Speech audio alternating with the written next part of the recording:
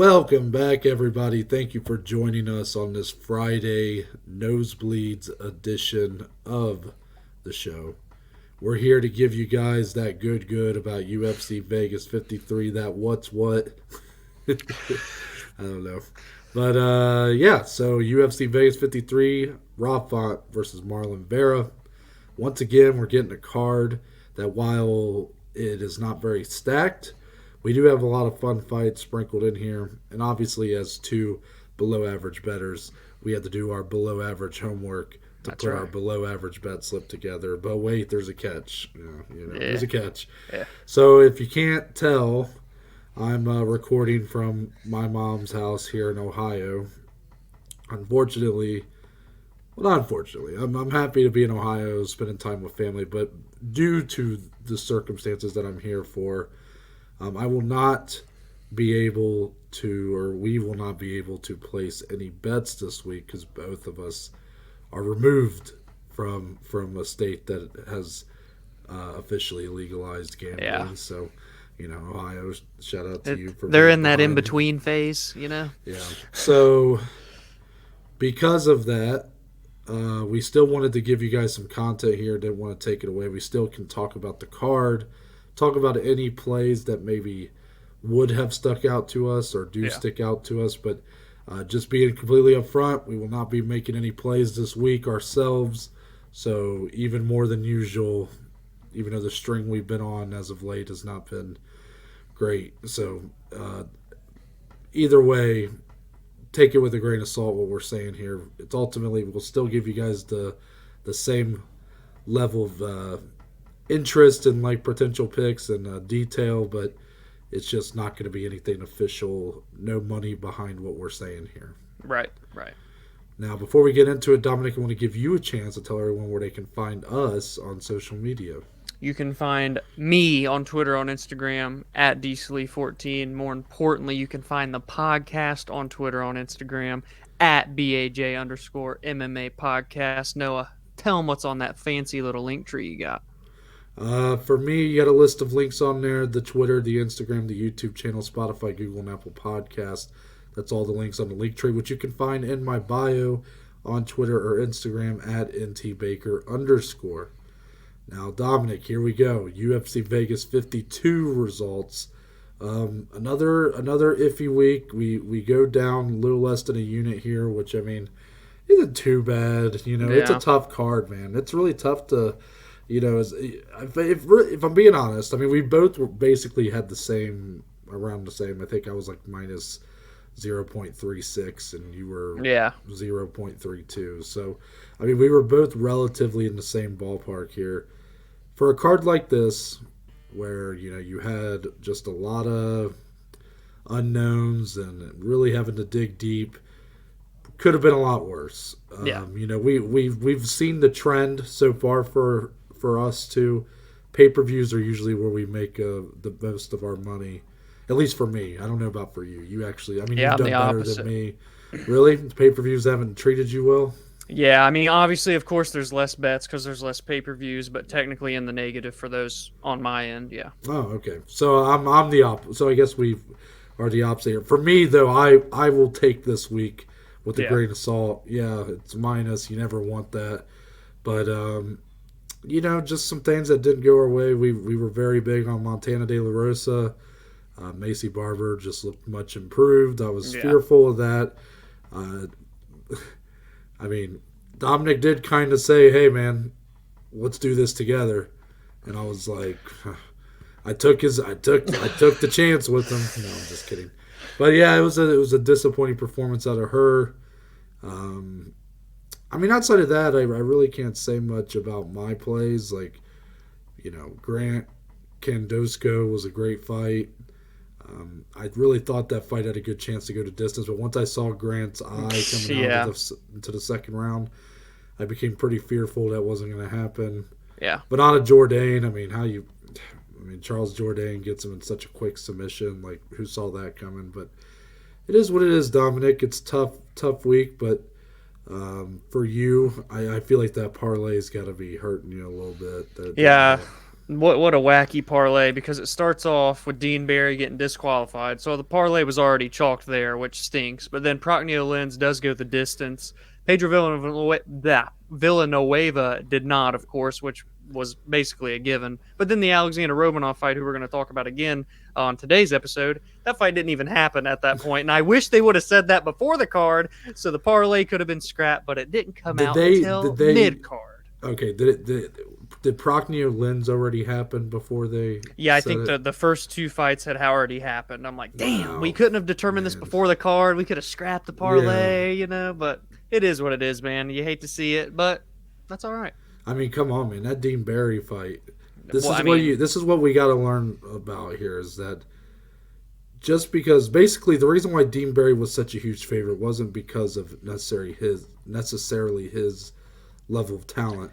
Yes, very because it was fading Mike Jackson, essentially, who people viewed as just a non-UFC level talent. Yep. Dean Barry showing a lot more rough around the edges. I mean, and I think that's going to be a similar story to what we see today when we're looking at some of these odds. Is, just because someone's a huge favorite doesn't mean that they're a lock. It's right. It's really, again, it's to try to induce betting. Mike Jackson has a name, but it's not for good reasons in MMA. He's the guy that got smoked by Mickey Gall and then had that really weird fight with CM Punk that technically he didn't win because he popped for marijuana. His first official win. The worst PED of all. Yeah, right. And then his first official win's a DQ. Like, wackiest career ever, but it is what it is. We're getting it off here. We had a losing week. It's all good. It's all good. And as you know, we start from the bottom of the card, make our way all the way to the top. It'll be a little different this week. No below average bet slip. We'll still, give our thoughts if there's any plays that stick out to us, but no plays, obviously, because we are both in Ohio. So we open our card. Tatsuro Taira taking on Carlos Candelario. A fight with two guys with very good records. Yeah. However, Candelario, interestingly, had one of those few, but more popping up guys that made multiple appearances on Dana White's Contender Series, went 1-1 on there. And Taira 10-0. What do you think about this one? Yeah, this is a fun little scrap here, especially to start off the card. I know even last week, I forget the name, it was Dean Barry who made a debut and kicked off the entire card. We just talked about him. So we've got another UFC debut here in Taira. It's technically a debut for both. Obviously, Noah said Carlos was on the Contender Series. But for Tatsuro at 10-0, man, and he's finished 8 of those. He's a minus 240 favorite. That's quite a big line to come in with your UFC debut against a guy that, has been on the Contender 1-1 and split on there. So, you would think automatically the experience does lean toward Carlos. And for that alone, I see that there's probably value there. But I'm excited to see what Tatsuro can do here. It could be fun. It could be scrappy. Could be a finish. It's an intriguing first fight of the night. So you said it could be basically anything right there. Essentially. you said that was the best betting advice I've ever heard. It could be this, could be that. Hey man, you're never gonna lose when you give that kind of advice. Hell yeah. I will say I do like Carlos Candelario. This is his UFC debut.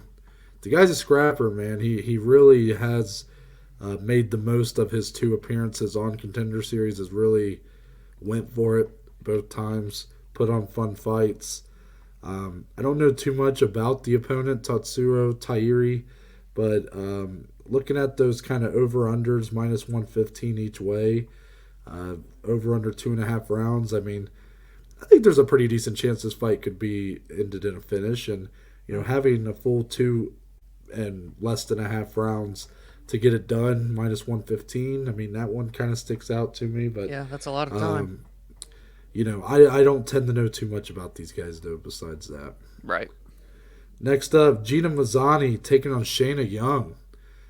2 ladies that have not had the best of runs here in the UFC. A combined 2-7 in the promotion. Yeah. If you count Contender Series, they're 2-8. Yeah, we got someone who lost on the Contender Series in Shanna Young.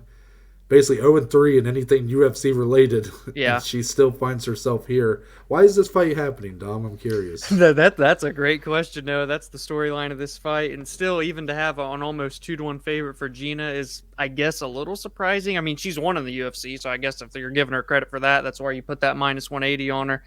I don't even know what to expect from this fight. I mean, we do have two women here that have finished, more than half of their wins. And then, decision-wise, they've had their fair share too. So I don't even feel comfortable saying, well, if it goes the distance, it could go one way or another. Like, this is just a crapshoot of a fight. Like you said, why is it happening? I do not know.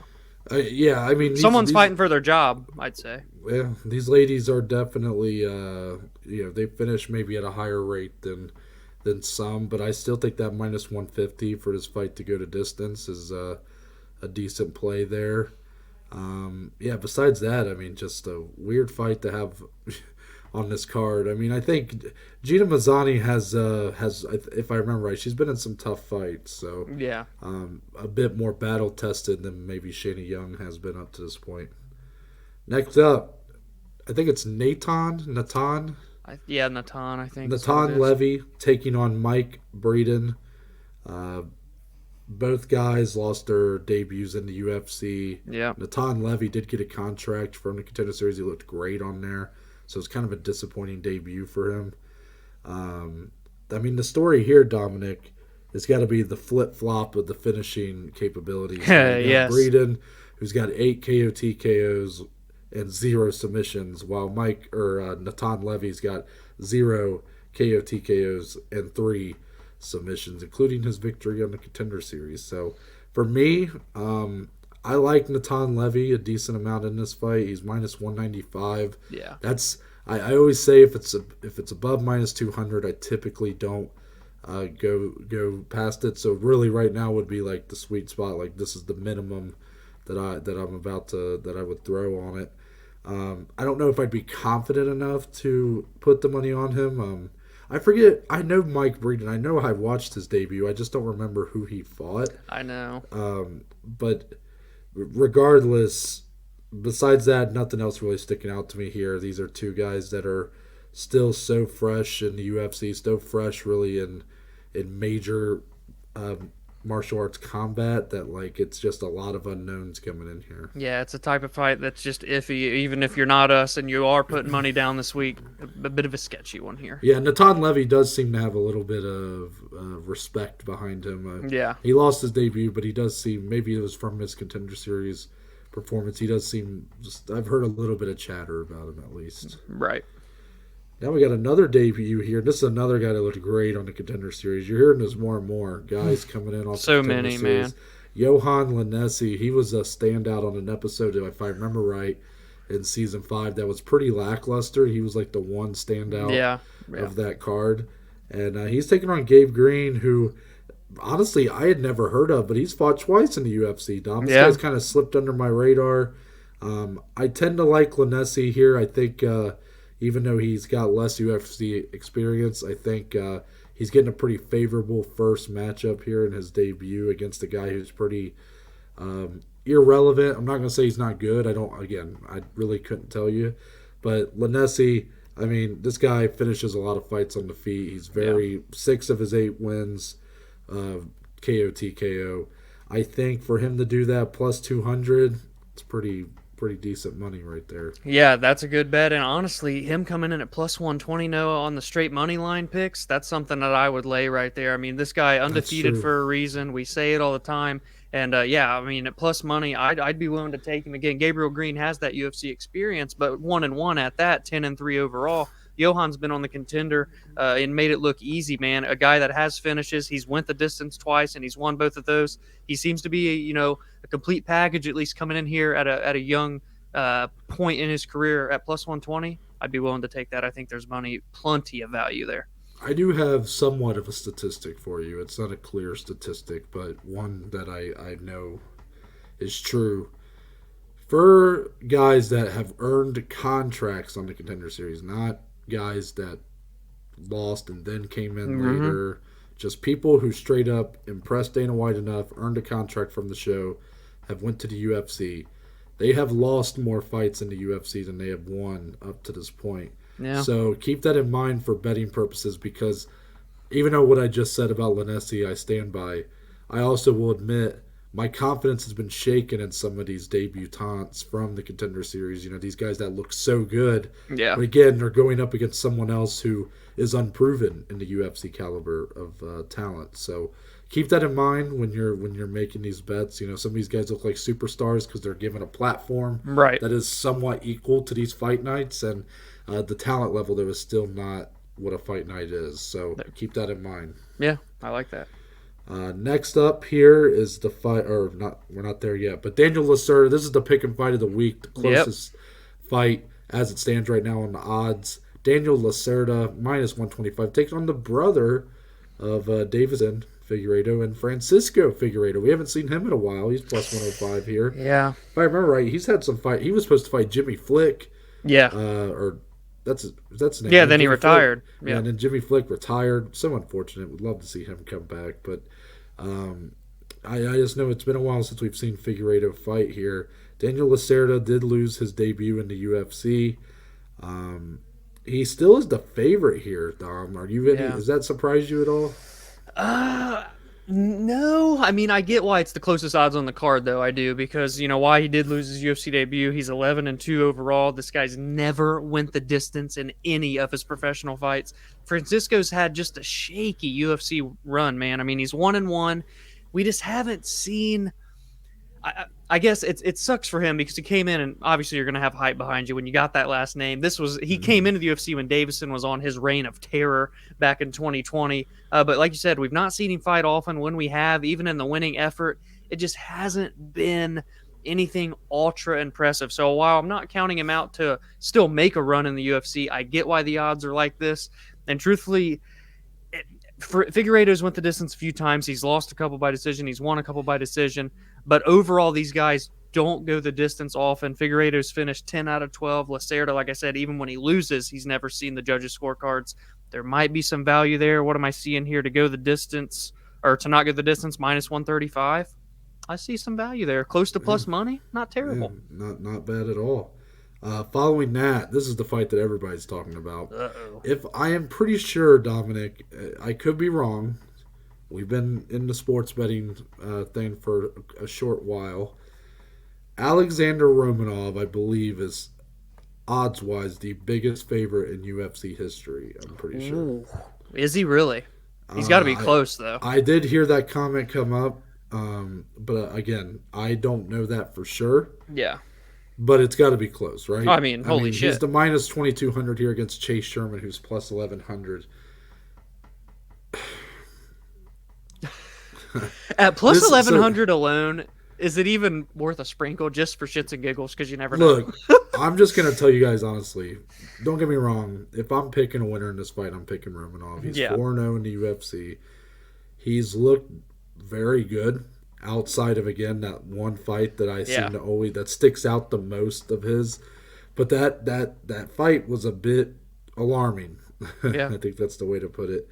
And Chase Sherman, don't get me wrong, 3-8 across two different terms in the UFC. I think his current one, he's like 1-3 or he's lost three in a row.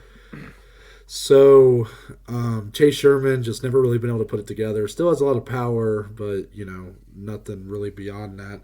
My biggest issue here, Dominic, is this feels a lot like the Dean Barry odds versus Mike Jackson. Maybe there's more reason for it here with Romanov, but I mean it's -2200. If I'm I'm not putting Romanov on a parlay or anything because it's not going to give you anything worth the risk. No. With heavyweight fights, it's such an unsure. What's the word I'm trying to use? Unsurety. You bait it up. I like it. Like heavyweight fights. I mean, again, they typically end in knockout a lot of times. So any guy can really win. Chase Sherman has the power to put anybody away. So who's to say he doesn't land a perfect shot and make it one of the biggest upsets of all time? Is it really worth making your parlay go from like +120 to +125 or 130? Probably wouldn't even do that much. Seriously, I don't see how you put any money on Romanov unless you look at his. I mean, he's a -120 to win by submission. How many times do you see like minus odds on win by finish? I mean, that you never see that. It's always plus money if you go that deep. So even then, is it really worth it? -120. I mean, it's there. It's probably the most likely of outcomes. To me, I'm avoiding this fight like the plague. I mean, maybe maybe you sprinkle on Chase Sherman just because he's a plus 1100. But then Dominic, I also have this go through my head where I go, there's got to be a reason why these odds are this. I mean, didn't they double? Wasn't last week Romanov like a minus 1400? I think it was something around there. So it almost. So doubled. why did it go almost double? Is it because is there something that these odds makers know about maybe Chase Sherman's illness that pulled him out of the fight last week? Is there something that we are just not privy to? So if I'm avoiding this fight, if I'm a betting person, that's just the way I look at it. I'm avoiding it. Yeah, this is crazy potential. I mean, obviously Chase Sherman has experience, but even then, it's just like if he cannot stop a takedown, I just don't see a route to victory for Chase. So then it's like, well, what do you want to do if you're wanting to bet Romanov so badly? The minus 120 is not terrible, but if you're like no and you just don't want to touch something this big, I wouldn't blame you one bit. Following that, we got two guys that have been here, done that for a while. They fought a lot of good guys, and now they get matched up against one another. Krzysztof Jotko was the minus 160 favorite against Gerald Meerschaert. Honestly, Dominic, this is my underdog pick of the week here. Gerald Meerschaert at plus 140. Meerschaert basically coming off of that, really tough loss to Khamzat Chimaev, the one-punch knockout. He's kind of had a renaissance to his career. I think he's had 3 straight wins following that, maybe all by finish. Yep, and an underdog in every one of them. Yeah, and I think it continues here. Now, what I will say for Krzysztof Jotko, this guy plays a very safe style. He is very, very safe. He's got very high defensive IQ. However, he doesn't really. His problem is offensively, he lacks a little. Whether it's a lack of power or a lack of output, he never quite has been able to put that together completely. That's why you see him go to decision. He's a decision machine, man. Yeah. So I don't feel confident enough to say Meerschaert by submission or by finish here, but I do think Gerald Meerschaert can definitely get a decision victory based on the skill sets alone. Yeah, for this fight, I feel like there's 2 routes. If you're liking Jotko, probably take him by decision. The dude's been to 18 of them, and he's 16-2 when it goes the distance. But if you look at the flip side for Gerald Meerschaert, this dude has finished 32 of 34 wins, 26 by submission. If you don't want to get risky and play the sub, just take him by finish, and it's probably still good value there. So that's like the 2 routes I see for this one. That's crazy. I actually didn't look at those numbers you got on there.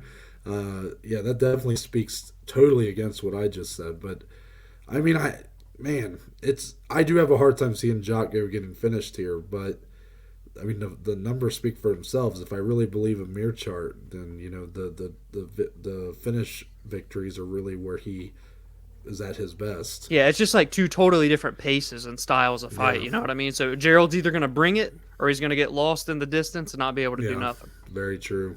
Next up, Dom, is a fight that I'm very excited for here, but not one I felt confident enough to talk about on our Thursday show. It's Darren the Damage Elkins versus Tristan Connelly. Darren Elkins feels like a remnant of a bygone era in the UFC. The era of affliction and tap-out shirts everywhere you went. Yes. Monster Energy drinks. And then you had guys wearing like DC hats and stuff like that. Just a completely different era that you don't see anymore in the sport. He's going up against Tristan Connelly, and I'm going to be just straight up with you here, Dominic. Darren Elkins has had a just very weird but fun career to watch. He's never really been a top guy, but he's always been in for a really good fight, had some really good comebacks. Yes. Tristan Connelly's only 1-1 in the UFC, but his one win, I believe, is over Michel Pereira back in like 2018, 2019. I'm not sure why his activity has been scattered because he's only fought twice, and I know that win was like 3 or 4 years ago.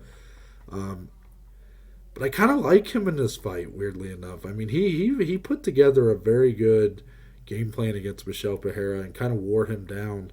Darren Elkins, I don't know if he'll be able to do the same thing, but I think skill for skill, Connelly is the better fighter right now and has also wore a lot less damage than Darren Elkins has to this point. Maybe the damage has one more in him, but Connelly plus 150, dare I say another dog of the week here for me. I don't know. I like that, man. Honestly, like if Tristan can come in and just be aggressive early, like you said, Darren, yes, he can still have his fair share of comebacks. He's still gritty, but we've just seen a bit of a decline. It's more feasible for him to get finished now than in the past when he's making insane comebacks. So it's possible there for Tristan to not only be an upset pick at plus 150, but maybe even finish the damage.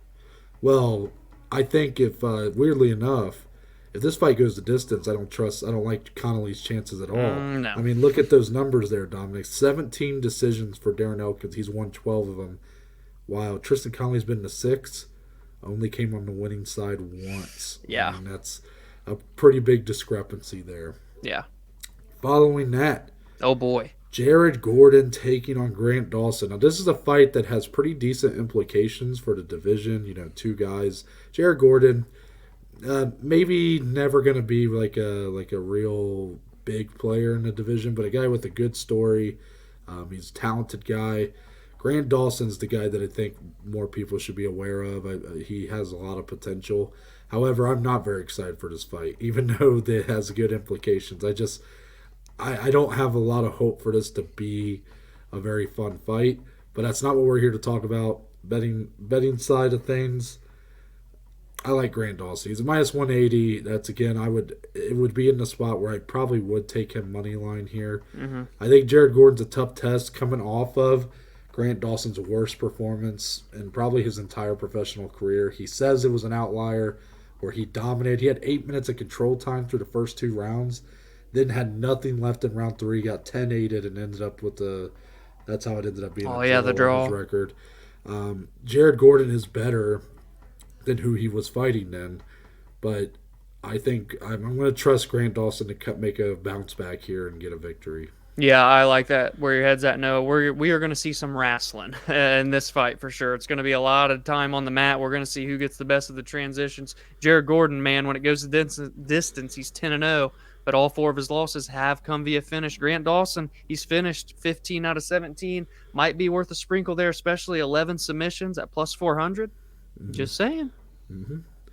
Now, another really fun fight on this card, but one that I'm shocked has been put together. Andre Fili, who's a whole 9-7 in the UFC, won no contest. He's fought 17 times for the promotion, taking on the 0-1 Joe Anderson Breeden. These odds are about where I would place them. Yeah. But, you know, this is, again, not a fight I feel all that confident in putting money on because Andre Fili, as his best is like top 15, top 10 caliber. But unfortunately, that's just not always the Andre Fili that we get. Yeah. This was the guy that got outstruck by Bryce Mitchell, who Bryce Mitchell is ever improving on the feet, but kind of a surprise there.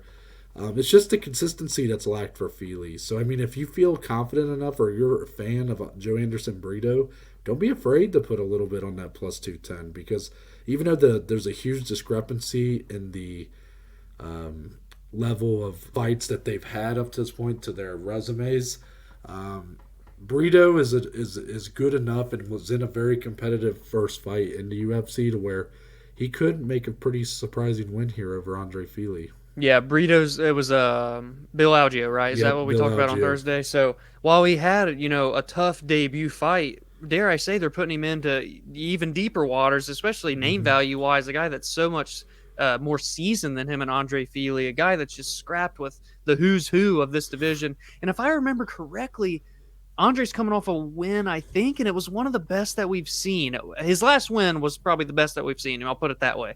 I think it was his last fight, so we'll see. Like Noah said, it's the consistency for Fili. If he doesn't show up, Breeden can be a big-time dog and a lot of value. Mm-hmm. Co-main event time, and I only got 4 words for you.